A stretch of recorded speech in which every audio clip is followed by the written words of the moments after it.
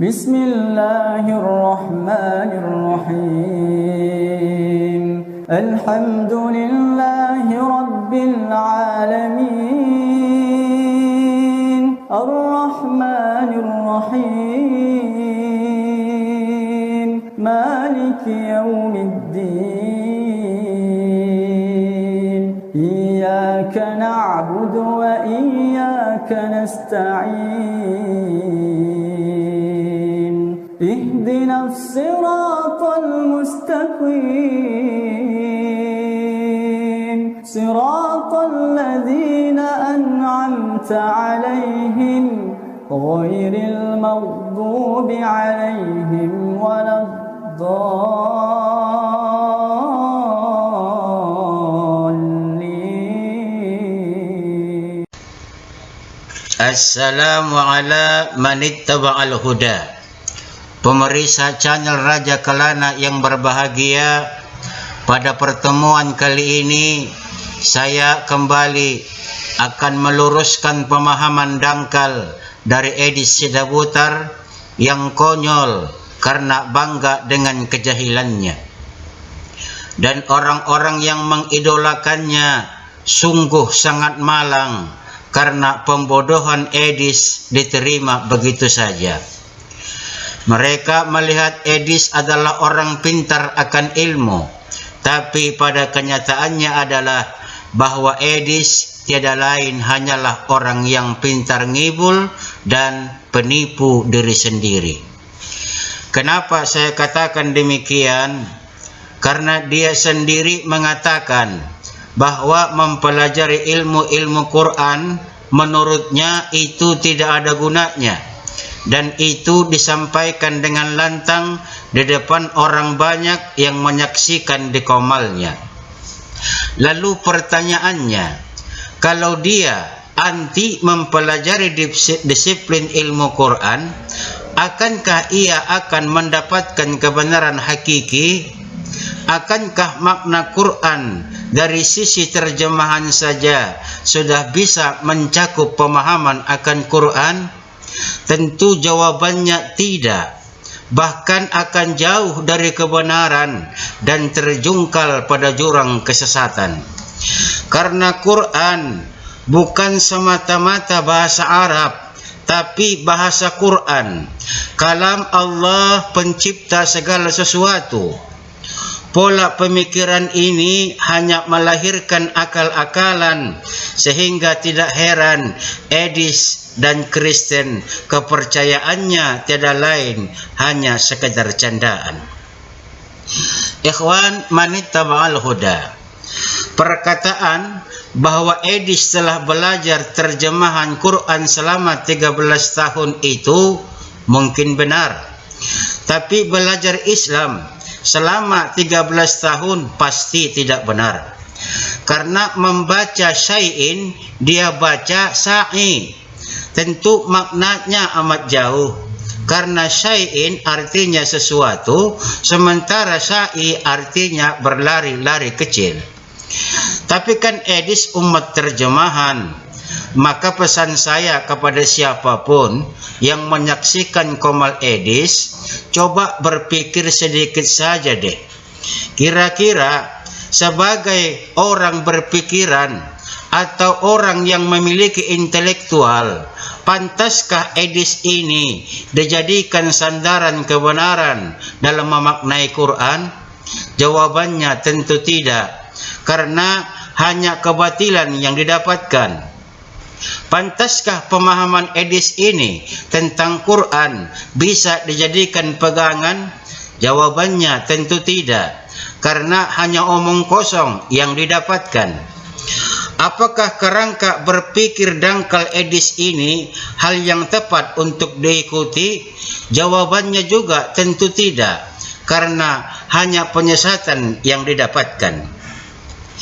Baiklah ikhwan manittaba'al huda, hal yang ingin saya luruskan dari Edis setukang kibul ini adalah bahasannya pada komal, mustahil kamu percaya Quran.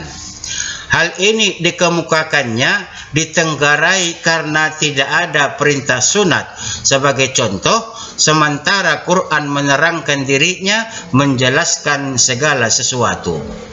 Jadi hadis kafir ini menyimpulkan mustahil Muslim percaya pada Quran. Sebagai Muslim yang Allah Subhanahu wa Ta'ala tekankan untuk menggunakan akal pikiran dan memerintahkan untuk mentadaburi atau mempelajari, memahami dan mengamalkan Quran. Ketika melihat kejahilan edis ini, kita cukup senyumin saja. Dan kalau kita pinjam kata-kata Ustadz Munzir Situmorang, Muslim yang hanya pandai membaca tapi tidak mengerti apa arti dan maknanya, maka dia adalah keledai. Tapi coba bayangkan, jika seorang Kristen pandai membaca terjemahan tapi tidak pandai membaca dan memahami teks bahasa aslinya, maka dia adalah keledai mabuk. Oke, sekarang kita luruskan bahasan edis yang akal-akalan ini. Yang pertama, edis kafir ini berkata bahwa mustahil kamu, maksudnya Muslim, percaya Al-Quran dikarenakan Quran tidak menjelaskan sunat dalam Al-Quran, sementara Al-Quran mengatakan menjelaskan segala sesuatu. Lalu ia mengemukakan dalil Quran surah An-Nahl ayat 89. Bismillahirrahmanirrahim. Wa yauma nab'atsu fi kulli ummatin shahidan 'alaihim min anfusihim wa ji'na bika shahidan 'ala haula'i wa nazzalna 'alaikal kitaba tibyanan likulli syai'in wa hudan wa rahmah wa busyra lil muslimin. Ingatlah hari ketika kami menghadirkan seorang saksi Rasul kepada setiap umat dari kalangan mereka sendiri, dan kami mendatangkan engkau Muhammad menjadi saksi atas mereka. Kami turunkan kitab Al-Quran kepadamu untuk menjelaskan segala sesuatu sebagai petunjuk, rahmat dan kabar gembira bagi orang-orang Muslim. Yang perlu diketahui oleh ikhwan Manittaba'al Huda dan terkhusus pada edis adalah ayat itu sedang membicarakan apa sih? Silakan perhatikan awal ayatnya. Wa yauma nub'atsu, pada hari kami membangkitkan manusia.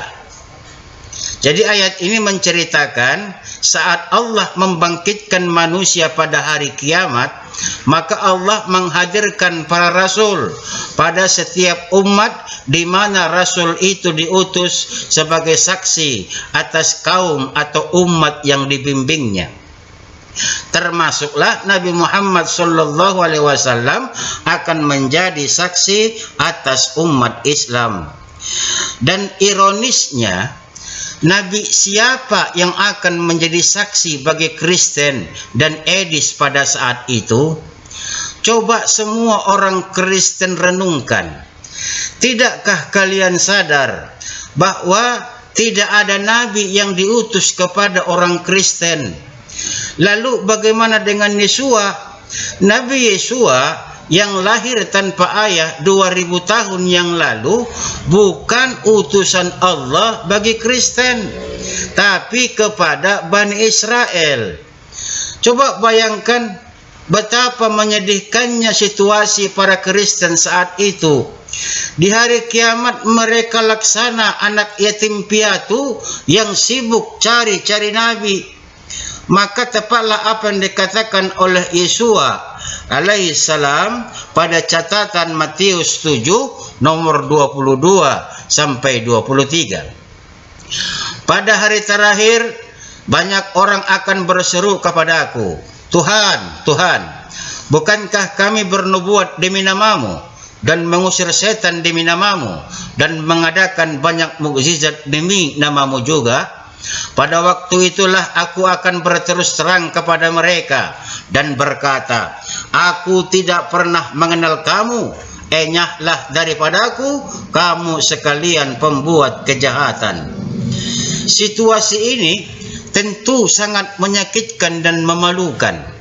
Di saat itulah Kristen akan menelan pil pahit penyesalan karena tidak mendengar seruan Nabi Muhammad SAW selaku Nabi utusan untuk seluruh umat manusia dan sekaligus khataman nabiyyin. Lalu kemudian dilanjutkan dengan perkataan Allah Subhanahu wa taala, "Wa nazzalna 'alaikal kitaba tibyanan likulli syai'in wa hudan wa rahmah wa busyra lil muslimin." Kami turunkan kitab Al-Qur'an kepadamu untuk menjelaskan segala sesuatu sebagai petunjuk, rahmat dan kabar gembira bagi orang-orang muslim. Kata tibyanan diterjemahkan dengan menjelaskan likulli syai'in. Perhatikan, kata tibyanan diterjemahkan dengan arti menjelaskan. Likulli syai'in diterjemahkan dengan segala sesuatu.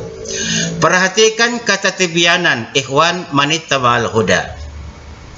Tibyanan adalah masdar dari bayyana yubayyinu tabyinan au tibyanan. Maknanya adalah penjelas. Likulli syai'in, atas segala sesuatu. Apakah segala sesuatu itu adalah bermakna umum sehingga dimaknai apapun, sehingga perintah sunat, bikin martabak, memancing dan menggunakan HP? Tentu tidak. Kok tidak? Bukankah segala sesuatu dikatakan di situ sebagaimana yang dijelaskan KBBI? Bung, yang kita bahas ini adalah bahasa Quran, bukan KBBI. Siapa suruh kamu memperbodoh diri dan menzalimi diri sendiri dengan menempatkan sesuatu yang bukan pada tempatnya? Hei Edis jahil, makan itu Edis pakai tangan, jangan pakai kaki. Loh, lalu apa maksud dari segala sesuatu di kalimat itu? Segala sesuatu di situ sudah dibatasi dengan kata tibyanun, penjelas. Maka segala sesuatu di sana maksudnya adalah sesuatu yang belum jelas. Seperti keadaan kalian di hari kiamat nanti. Kalian umat yang tidak jelas. Maka Quran menjelaskan bahwa kalian umat yang tidak ada nabi.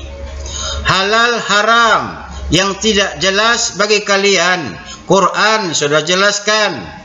Tuhan yang tidak jelas bagi kalian, Quran sudah jelaskan. Pahala dan dosa tidak jelas bagi kalian, Quran jelaskan. Kabar baik dan kabar buruk tidak jelas bagi kalian, Quran jelaskan. Karena dengan penjelasan Quran itu akan memberikan petunjuk bagi manusia dan rahmat serta kabar gembira bagi orang muslimin. Salah sendiri Edis dan Kristen tidak mengimani Quran yang diturunkan kepada Nabi Muhammad sallallahu alaihi wasallam. Padahal Nabi Muhammad diutus kepada semua manusia setelah dari tahun 632 Masehi sampai akhir zaman. Sudah paham Edis dan para Kristen? Lalu kemudian Edis mengemukakan terjemahan Quran Surah Hud ayat 1. Bismillahirrahmanirrahim. Alif Lam Ra. Kitabun uhkimat ayatuhu summa fussilat min ladun hakimin khabir. Alif Lam Ra. Inilah kitab yang ayat-ayatnya telah disusun dengan rapi, kemudian dijelaskan secara terperinci dan diturunkan dari sisi Allah yang maha bijaksana lagi maha teliti. Dalam ayat ini ada bacaan summa fussilat yang terjemahannya kemudian dijelaskan secara terperinci. Makna dari fussila adalah pemisah atau penyaring antara yang hak dengan yang batil, jelas dan terperinci. Apa yang dijelaskan dengan terperinci? Perhatikan lagi ikhwan manittaba'al huda. Domir ta ta'nis pada fussilat kembali pada kalimat ayatuhu, ayat-ayatnya. Ayat-ayatnya jelas, tidak ambigu, tidak keliru, tidak meragukan, tidak bertentangan satu sama lain, memisahkan antara hak dan yang batil, pemisah antara petunjuk dan penyesatan. Ayatnya terperinci dalam maknanya, nasihat, hukum, halal dan haram, perintah dan larangan, pahala dan dosa, dalam jangka waktu sesuai kebutuhan dan kemaslahatan. Dan Al-Quran diturunkan dari sisi Tuhan yang maha bijaksana dalam mengatur makhluknya dan menetapkan syariatnya. Lagi maha mengetahui kondisi hamba-hambanya dan apa yang terbaik untuk mereka. Ikhwan manittaba'al huda, tentunya dengan penjelasan saya tadi akan dua ayat yang ditampilkan oleh Edis, maka pertanyaan sunat tidak akan dia pertanyakan lagi, karena ternyata makna kata tibyanan dan fussilat bukan seperti terjemahan yang ia baca, tapi penjelasan tentang keadaan mereka di akhirat dan kedurhakaan mereka kepada Allah Subhanahu wa taala saat di dunia, sehingga mereka tidak mendapat kabar gembira layaknya muslim, tapi sebaliknya kabar mengerikan dan memalukan. Atau fussilat adalah ayat-ayat Quran terperinci dalam menapis antara iman dan kesyirikan dan permasalahan halal haram, perintah dan larangan, pahala dan dosa, yang mana ayat-ayat Quran turun dalam jangka waktu sesuai kebutuhan dan kemaslahatan. Lalu sebagai khazanah pengetahuan, saya ingin menguraikan tentang hal sunat ini. Kenapa kaum muslimin bersunat? Ikhwan manittaba'al huda. Pertama, yang perlu kita ketahui bahwa sunat adalah salah satu dari syariat milah agama Ibrahim alaihi salam. Dan sebagai muslim, kita diperintahkan oleh Allah untuk mengikutinya, sebagaimana termaktub dalam Quran surah An-Nisa ayat 125. Bismillahirrahmanirrahim. Wa man ahsanu dinan mimman aslama wajhahu lillah wa huwa muhsinun wattaba'a millata Ibrahim hanifa wattakhadallahu Ibrahim khalila. Siapakah yang lebih baik agamanya daripada orang yang memasrahkan dirinya kepada Allah sedangkan dia muhsin, orang yang berbuat kebaikan dan mengikuti agama Ibrahim yang hanif. Allah telah menjadikan Ibrahim sebagai kekasihnya. Selaku kesinambungan dari milah Ibrahim, maka Nabi menyatakan dalam satu sabdanya, khamsun minal fitrati al-istihdadu wal khitanu wa qassus syaribi wa natful ibti wa taklimul azfari. Artinya, dari Abu Hurairah radhiyallahu anhu, ia berkata bahwa Rasulullah bersabda, 5 fitrah selaku manusia, yakni memotong bulu kemaluan, khitan, memotong kumis, mencabut bulu ketiak, dan memotong kuku. Hadis riwayat Al-Jamaah. Nabi kita Muhammad sallallahu alaihi wasallam menyatakan dalam sabdanya, salah satu dari fitrah manusia adalah berkhitan. Maka atas firman Allah yang memerintahkan mengikuti agama Ibrahim dan hadis qauli ini sebagai umat Rasulullah taat kepada apa yang diperintahkan Allah dan Rasulnya. Lalu apa fungsi sunat? Ingat, yang menciptakan kita adalah Allah Subhanahu wa taala dan yang memandu hidup kita juga adalah Allah Subhanahu wa taala. Apa yang Allah perintahkan kepada kita melalui nabinya, maka pastilah itu benar dan maslahat. Dan ternyata manfaat sunat itu adalah menurut kajian ilmu kesehatan, khitan lebih banyak mendatangkan maslahat atau manfaat yang besar. Beberapa di antaranya yakni, pertama, untuk menjaga kebersihan zakar atau penis dan mencegah timbulnya berbagai penyakit kelamin.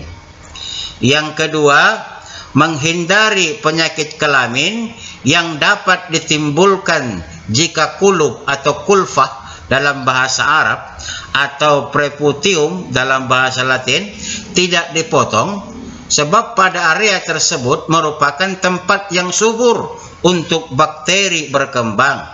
Apabila dibiarkan dan tidak dibersihkan, maka akan menyebabkan penyakit kelamin. Bahkan dapat membuat hal yang lebih berbahaya, yakni mendatangkan kanker rahim pada perempuan yang disetubuhi bagi yang sudah menikah.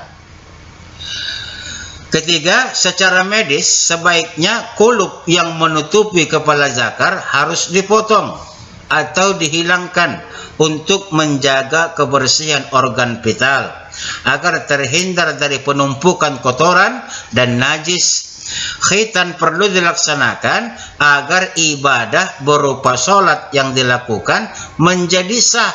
Itulah mengapa khitan menjadi hal yang krusial dalam menjaga kesehatan dan kehormatan seorang muslim. Jadi Edis, penjabaran perihal sunat ini, maka terciduklah Kristen adalah orang-orang kotor dan biang penyakit.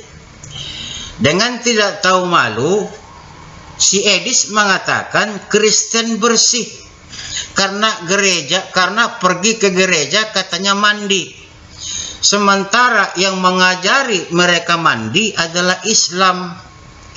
Islam sudah maju 8 abad, mereka masih tertinggal pada abad ke-8. Kan lucu. Soal hadis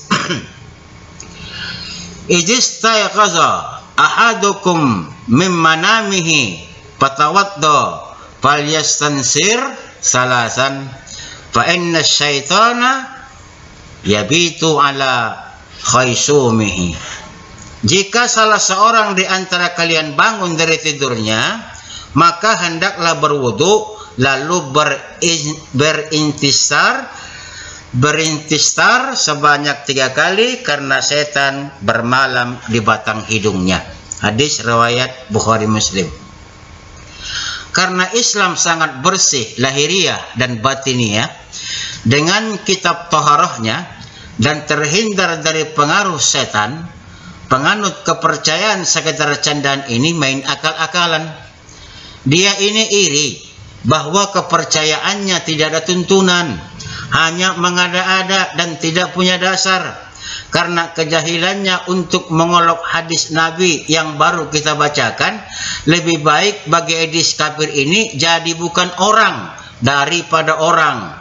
Karena saat Nabi menyampaikan hadis tersebut di hadapan pengikutnya, tentulah maksudnya adalah Muslim dan bukan Kristen. Secara tidak langsung Edis mengatakan bahwa Kristen bukan orang. Tapi silahkan jawab sendiri. Bukankah orang ini sangat jahil dan memalukan? Lalu kenapa Muslim duduk seperti ini dan ini ketika sholat? Rasul kami mencontohkan, itulah yang Muslim ikuti. Kamu ikutannya siapa? Siapa yang mengajari Kristen ibadah dengan jingkrak dan salto? Edis, Islam sangat bersih Sampai lubang hidung pun diingatkan oleh Nabi kami untuk membersihkannya supaya terhindar dari pengaruh setan. Dan kalian sangat kotor, bahkan dalam kuasa setan dalam tiap detiknya. Karena kepercayaan kalian hanya candaan, sehingga penganutnya taunya main akal-akalan. Jadi kepada Ateis dan Kristen, selama kalian jadi Kristen, selama itu pula kalian terus akan berhadas, najis dan kotor, lagi dikuasai oleh setan di setiap helahan napas kalian, yang kalian katakan dengan sebutan hantu suci. Maka tinggalkanlah kepercayaan sekedar candaan itu, supaya kalian tidak menyesal penuh rasa malu yang memilukan, karena kalian tidak ada pemimpin dan pembimbing, sebagaimana disinggung pada Quran surah An-Nahl ayat 89 yang kita uraikan di awal. Baik, kemudian hal selanjutnya adalah Quran surah Yunus ayat 94. Bismillahirrahmanirrahim. Fa in kunta fi syakkin mimma anzalna ilaika fas'al ladzina yaqra'una al-kitaba min qablik laqad ja'akal haqq min rabbika fala takunanna minal mumtarin. Jika engkau Nabi Muhammad berada dalam keraguan tentang apa kisah nabi-nabi terdahulu yang kami turunkan kepadamu, tanyakanlah kepada orang-orang yang membaca kitab sebelum kamu. Sungguh telah datang kebenaran kepadamu dari Tuhanmu, maka janganlah sekali-kali engkau termasuk orang-orang yang ragu. Setelah dijelaskan pada ayat 93 bahwa perselisihan yang terjadi pada Bani Israel adalah setelah datangnya pengetahuan sebagaimana tersebut dalam kitab Taurat, lalu ditegaskan kepada Nabi Muhammad agar tidak meragukan wahyu yang diturunkan kepadanya.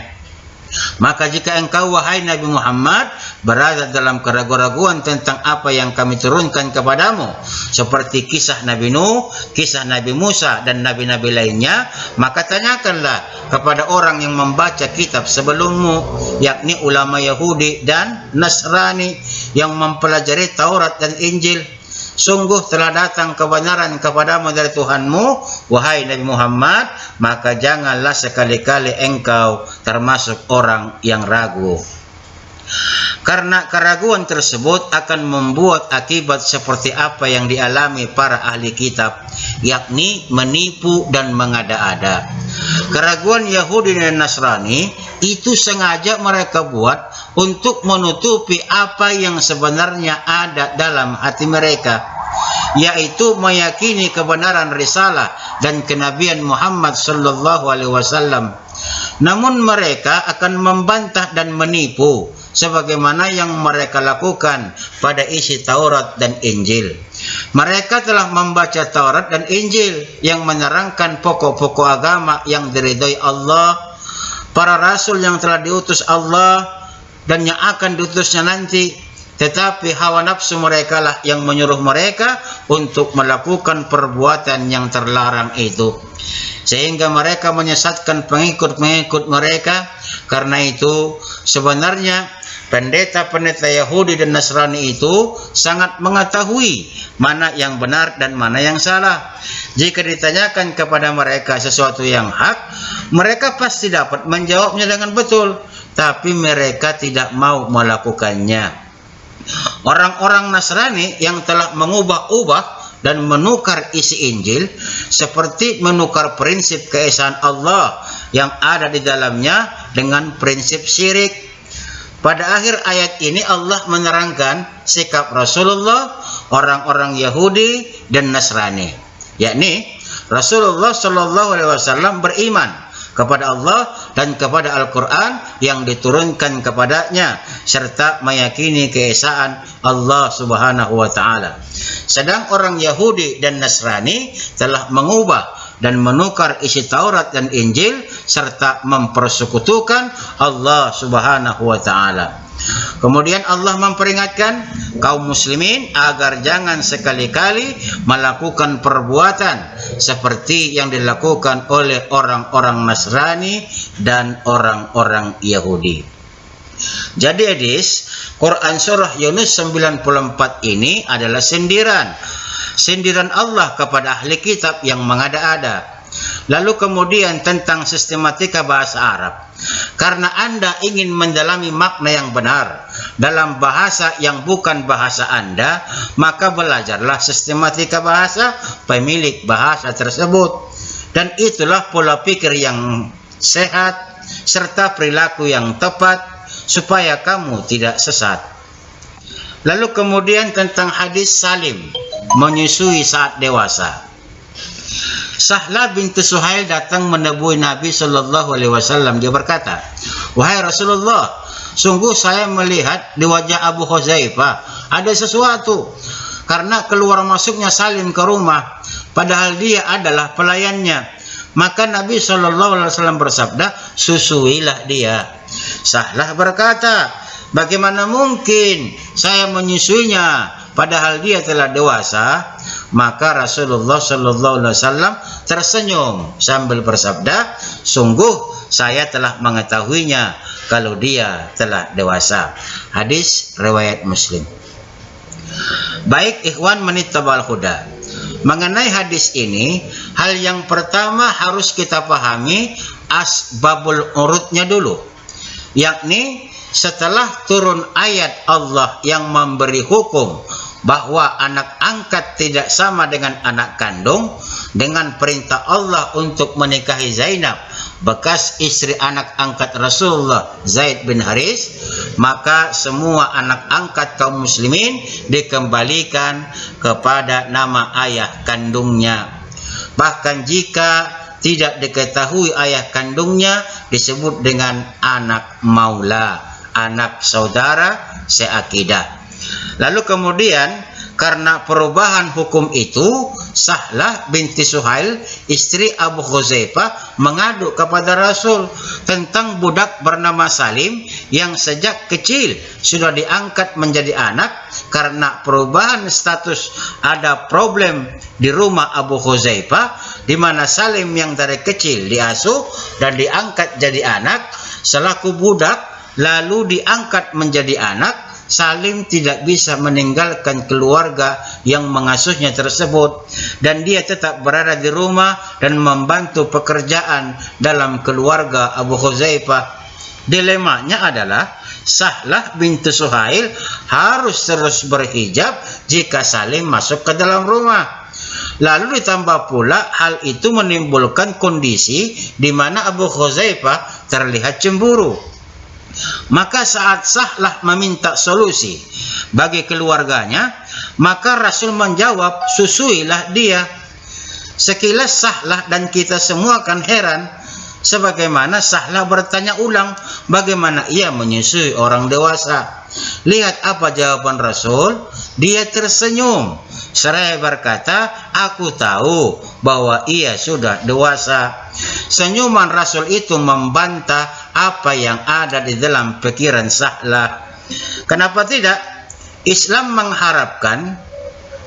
mengharamkan yang tidak muhrim berduaan, apalagi bersentuhan, apalagi melihat aurat. Salim dan Sahlah keduanya bukan muhrim. Sementara proses untuk merubah status Salim jadi anak susuan dari Sahlah sehingga jadi muhrim adalah menyusuinya. Dan tentunya menyusui Salim yang dewasa tidak akan seperti keadaan bayi menyusu. Tapi Sahlah memerah air susunya dan memasukkannya ke dalam wadah sampai Salim 5 kali kenyang sesuai syariat Islam. Dan keadaan ini hanya untuk Salim saja, sebagaimana hadis tentang orang sakit yang minum air kencing unta. Dan hikmah dari hadis tentang Salim, hikmahnya bagi wanita karir zaman sekarang yang memerah susunya lalu ditempatkan di dalam botol dot untuk kebutuhan bayinya. Subhanallah. Dan satu hal lagi, jumhur ulama bahwa hadis Salim ini hanyalah untuk Salim saja dan bukan untuk yang lain.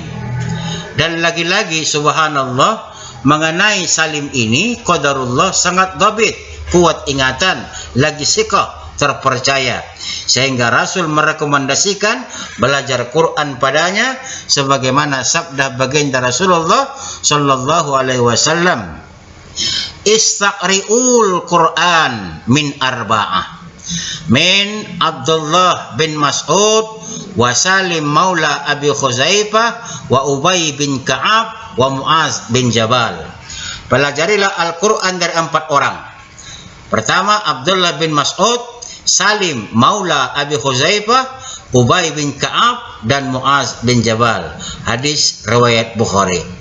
Ikhwan manittaba'al huda. Terakhir, tentang Rasul membolehkan berdusta pada 3 perkara. Perlu juga diluruskan. Islam mengharamkan untuk berbohong atau berdusta. Berbohong itu termasuk dosa besar, seperti menjadi saksi palsu. Orang yang menjadi saksi palsu sebenarnya orang-orang yang memberikan informasi yang tidak benar tentang kesaksiannya, sebab dampaknya dalam kehidupan masyarakat sangat berbahaya. Namun demikian, ada beberapa pengecualian di mana seorang boleh melakukan bohong, seperti yang digambarkan oleh baginda Rasulullah dalam hadis sahihnya diriwayatkan oleh Tirmizi. An Asma binti Yazid qalat, qala Rasulullah sallallahu alaihi wasallam, la yahillul kadhiba illa fi salasin, yuhaddisur rajulu imra'atu liyardiha, wal kadhabi fil harbi, wal kadhabi liyaslih bainan nas. Rawahu Tirmizi. Dari Asma binti Yazid, dia berkata bahwa Rasulullah telah bersabda, tidak boleh berdusta kecuali dalam 3 keadaan, yaitu perkataan atau ucapan seorang suami kepada istrinya untuk menyenangkan hatinya, dusta di dalam ketika berperang, siasat, dan dusta untuk mendamaikan 2 orang atau 2 pihak yang bertikai. Seorang yang memuji atau menyanjung istrinya dengan ucapan-ucapan gombal umpama yang dapat menimbulkan rasa senang dari istrinya, dan ucapan-ucapan yang menyenangkan istrinya diperbolehkan. Kalimat-kalimat yang dibolehkan itu kalimat-kalimat yang dapat menyenangkan dan membahagiakan hati istrinya. Sebagai contoh, ketika suami menikmati masakan istrinya, lalu ia berkata kepadanya, masakanmu hari ini sangat enak, lezat sekali. Padahal sebenarnya masakannya kurang enak, tetapi demi menyenangkan istrinya dia mengatakan kalimat itu. Berbohong di dalam keadaan berperang diperbolehkan. Sebagai contoh, Anda memiliki peralatan yang canggih dalam peperangan, lalu Anda menyatakan bahwa Anda tidak memiliki senjata seperti itu. Anda sudah berbohong, karena lain yang Anda katakan, lain pula realitanya. Tapi dusta Anda dalam hal ini diperbolehkan, karena ini siasat, lagi berperang. Tak mungkin kalau kita punya senjata dan persenjataan yang baik, lalu kita bicarakan kepada lawan, kami punya senjata ini. Itu namanya bodoh. Bagaimana bisa meraih kemenangan kalau model orang seperti ini di dalam kehidupannya memahami arti makna kebohongan yang dimaknakan ketika berperang. Kemudian dalam mendamaikan 2 orang atau 2 pihak yang bertikai, Anda boleh berbohong. Misalnya, Anda mengatakan kepada satu pihak bahwa dia meminta maaf atas kesalahan yang dilakukannya terhadapmu beberapa waktu yang lalu, maafkanlah dia. Lalu pihak kedua itu menyatakan memberi maaf atas kesalahannya itu. Lalu keduanya Anda pertemukan dan keduanya saling memaafkan. Ucapan Anda bahwa pihak pertama meminta maaf tidak pernah dilakukannya memang, tapi Anda membuat-buat ucapan itu. Bohong, dusta seperti ini juga diperbolehkan untuk kemaslahatan di antara orang yang bertikai.